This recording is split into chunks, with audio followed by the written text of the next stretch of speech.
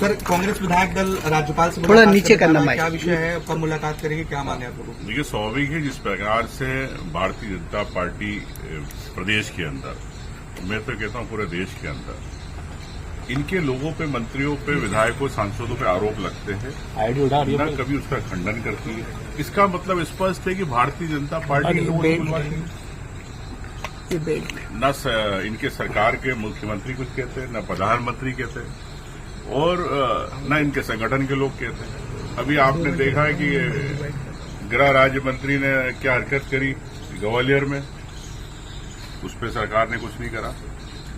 इस घोटाला हुआ, परिवहन घोटाला, उस पर सरकार और पार्टी संगठन ने कोई नोटिस जारी नहीं किया, कोई संज्ञान नहीं लिया। नरसिंह घोटाला हुआ, उसको लेके कोई विश्वास सारंग के खिलाफ कुछ नहीं हुआ, गोविंद राजपूत के खिलाफ कुछ नहीं हुआ। तो इसी कड़ी में अब आ गए विजय शाह, जिन्होंने एक महिला का नहीं, सेना का अपमान किया है। तो मैं समझता हूं कि तत्काल इस्तीफा देना चाहिए, स्वयं के विवेक से, अगर उनमें थोड़ी सी अगर इंसानियत और बची है। और मैं समझता हूं कि अब उनका कार्यकाल भी, समय भी पूरा हो चुका है, कई बार रह लिए। अगर भारतीय जनता पार्टी इस्तीफा नहीं करवा पा रही तो मतलब भारतीय जनता पार्टी के नेता कठपुतली बन गए विजय शाह के सामने, ये मैं कह सकता हूं, चाहे मुख्यमंत्री हो चाहे बीडी शर्मा। तो 24 घंटे हो गए, से ज्यादा समय हो गया है, अभी तक इस्तीफा नहीं हुआ। और आज सुप्रीम कोर्ट में इन्होंने अपील करी, हाई कोर्ट के आदेश पे सुप्रीम कोर्ट ने कोई राहत नहीं दी, और उल्टी इनको वहां से टिप्पणी मिली कि आप हाई कोर्ट जाइए।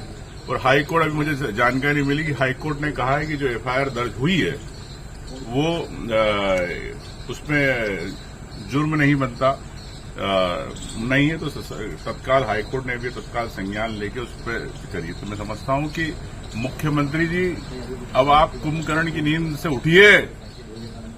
बीडी शर्मा जी, आपको भूपेंद्र सिंह जी ने बोला था, ये तो अभी आया 4 साल 5 साल, जब भी आप कुछ नहीं कर पाए। तो इतनी सारी घटनाएं हो रही, तो इसका मतलब भारतीय जनता पार्टी के नेता खुद ही करा रहे। विजय शाह तो मोरा है, एक वहां पे ठाकुर बेटी थी उषा ठाकुर जी, वो तालियां बजा रही थी एक महिला को लेके। तो मैं समझता हूं कि इसी कड़ी में आज महिला कांग्रेस के द्वारा एक विरोध प्रदर्शन है, और हम लोग कल विधायक कांग्रेस पार्टी कल राज्यपाल से मिलेंगे, और राज्यपाल जी से यही कहेंगे तत्काल ऐसे मंत्री को बर्खास्त किया जाए। क्योंकि स्थिति आप देख रहे हैं कि सरकार और बीजेपी बिल्कुल निरंकुश हो गई है। जो राहुल गांधी जी कहते हैं कि तानाशाही की सरकार चलाते, तो यह उदाहरण है, मैंने आपको इतने उदाहरण दे दिए किस प्रकार से तानाशाही चल रही है। आम जनता, आम सेना की भावना, लोगों की देश की भावना का सम्मान नहीं किया जा रहा है। ये इससे बड़ा उदाहरण नहीं हो सकता। आप कह रहे हैं कि बीजेपी करा रहे, तो ऐसा कोई आपको नाम आया है किसी का? देखिए, बीजेपी, मैं तो कहना चाहूंगा, भारतीय जनता पार्टी क्यों नहीं इस्तीफा ले पाती? क्या बीडी शर्मा कठपुतली हो गए? क्या मुख्यमंत्री कठपुतली हो गए? बताएं। इतने सारे उदाहरण दे दिए आपको। विश्वास सारंग के साथ हुआ, हाईकोर्ट ने संज्ञान लिया, हाईकोर्ट ने पूरी एफआईआर की, उसके बाद भी आप इस्तीफे नहीं ले पाए।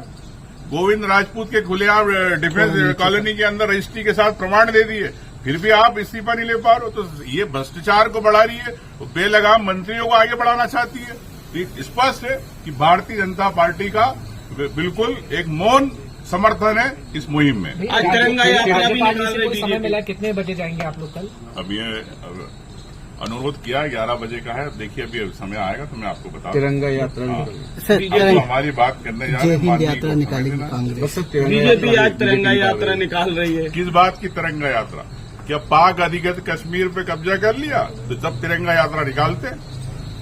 पीछे आ गए, अमेरिका के कारण आप पीछे हो गए। क्यों हो गए पीछे? वही अमेरिका एक इंटरनेशनल फंड दिलवा रहा है 1 बिलियन का पाकिस्तान को, और आप क्या कर रहे? आप चुपचाप बैठे। Thank you.